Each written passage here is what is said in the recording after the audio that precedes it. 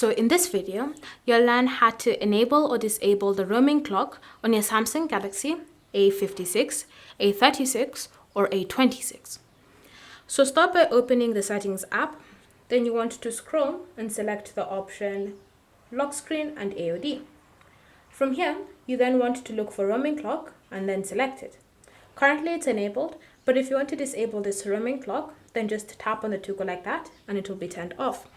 If you want to re-enable the roaming clock, tap on the toggle again and it will be turned on.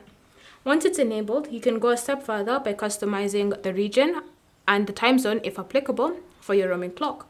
So the region by default is set to your location, but if you tap on it like that, you can actually be given a list of different regions to choose from, or you can choose to use the search engine and search for your specific region.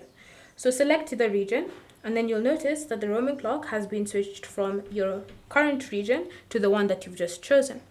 If you've chosen a region that allows you to choose between multiple time zones, then all you need to do is just select the time zone that you want. So for example, Australia has multiple time zones for me to choose from. So all I need to do is simply select a time zone, and you can see the changes have been made.